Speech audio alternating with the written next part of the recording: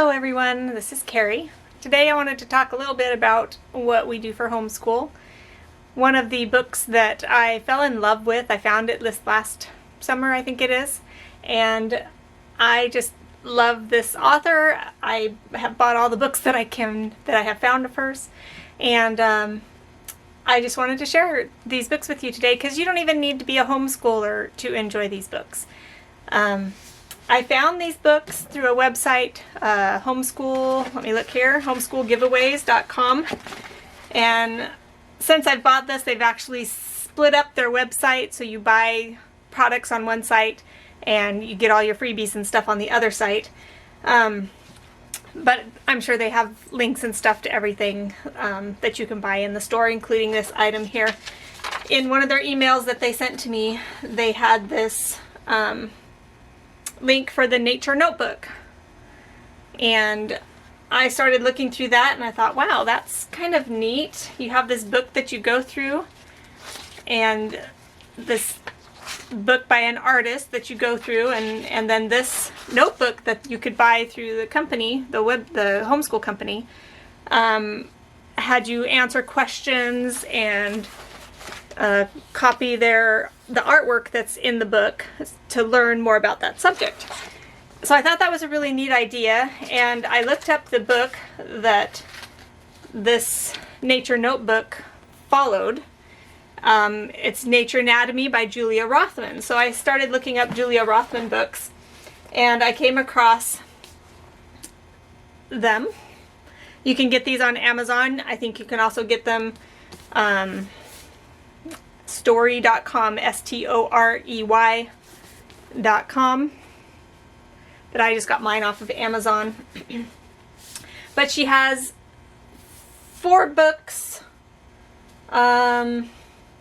She might have more by now, I haven't looked again, but she has Nature Anatomy, Farm Anatomy,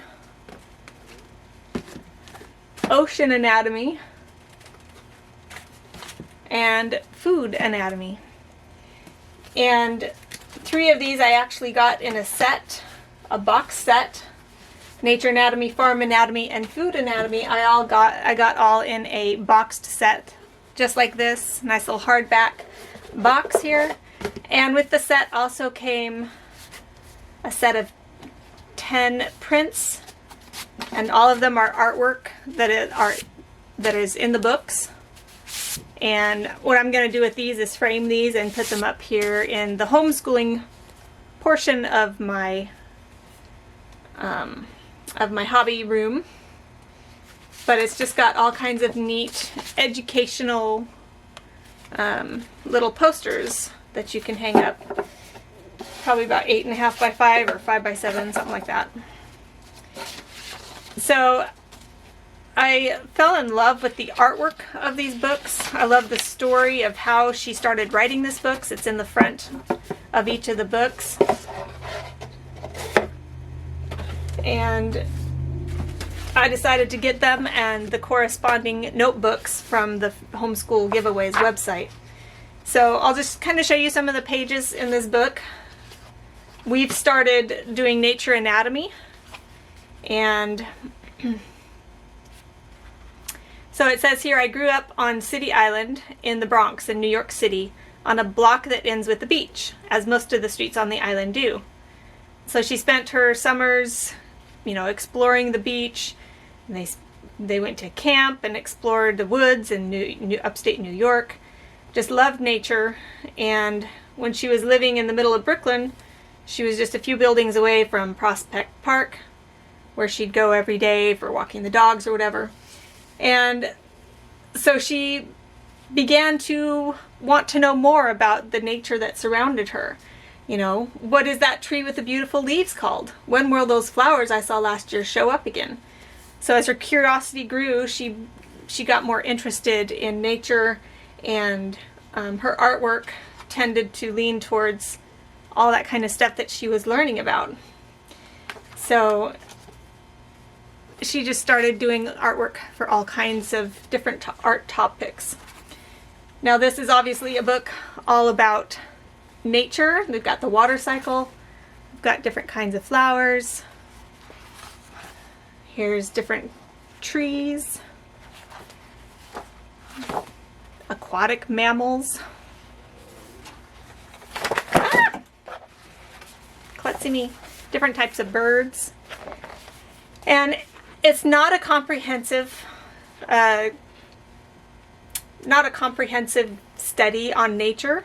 It has tidbits here and there, but it's something that you can use as a starting point and then add in activities on top of that. Like we've started here at the beginning, and for layers of the earth, we studied that, and then I found a little 3D section that they could print and cut out and color and put together into like a candy corn, like a 3D candy corn shape wedge. And then they had to label it with the thickness of each layer. So while in the notebook there's a page to do on this, we also added in a hands-on activity to do as well. And there's even in this notebook, at the beginning of each chapter, which is actually where I got the link for doing that page, they have links for additional activities to add in to the nature study book. So this is my son Elijah's book. So they give a place, like this one is draw a picture of the grassland on page 31. So they can look at that and they can mimic what she drew, or they can come up with their own picture of grasslands. And then look up information on the following animals. So plains bison. So you can write just a little information that she gives in the book. You can use it as copy work for those of you that like to do that. Or you can do like what Henry and I did, is we went online and found out more information about the plains bison, about the prairie dog. So it's just a starting point, and you can add in so much more. And one of the reasons I did this was just to kind of add fun, and I love little tidbits of information. But like I have a science unit, Apologia Science, for the creatures of the fifth day, the animal creatures, the animal creatures. Let's try the sea creatures, the ocean animals. And so this will be just a nice tie-in to do alongside of that science book. And in some of these, I've gone through these, and I've written on a post-it note some ideas of what I can do in addition. So like on sea cucumbers, I've seen some YouTube videos of some really cool looking sea cucumbers. So we can go on to YouTube and find some really cool videos to watch. Here's another one I wrote on. So many shells. See how many shapes of shells we can find at the beach. Of course, that requires an actual trip to the beach, which I would love to do. I'm really in the mood to go to the beach. So anyway, I have those 4 books. I have the activity books that go along with them. Then she also has your very own nature anatomy notebook. And this is just something you can take out to nature every day. Write the date, the year, the month, and then just journal about what you saw out in nature. I told my boys they could draw pictures in here. And what's really cool is they have pages like this. How to draw a flower. And so they show you here, and then they give you a blank page to practice. Here's the anatomy of a flower. So they give you the picture here with the diagram, the parts, the descriptions, and then they give you a place to write it on your own. And here's one on flowers, or not flowers, leaves. Leaf identification. So this nature, what is it called? Nature Anatomy Notebook can correspond with this. And it has some of the same artwork, but also additional stuff as well. And we haven't done a whole lot. It's hard to get my boys out to enjoy nature, but Cedric went out and he wrote down the stuff that he saw. So I really want to make use of these books more. I find it hard to get out and make it a habit to get out and make them, have them write down. For those of you who don't do it for homeschooling reasons, there's an engagement calendar that was put out for this year, 2021, and just beautiful, a lot of the artwork from her books. And just on one side is the, you know, the artwork, and then the other side is your calendar. So, parts of a horse. Just all kinds of neat artwork, very educational, nice little tidbits that you can add stuff into to keep the learning going. So one of the things I wanted to show you was one of the activities that we did. We were learning about the different types of mountains, and you may recall, if you haven't seen it, but you may recall seeing a video I did on the volcano, and it was a Star Wars volcano set. It was really pretty cool, and I showed actually the pages in this book about mountains, the fold mountains, block mountains, and volcanic mountains. Because I had that volcano set, we added that in as an activity to do along with this. If you don't have a little kit like what we had, you can make your own volcano and, you know, do that fun science experiment. So that was one thing that I added into this.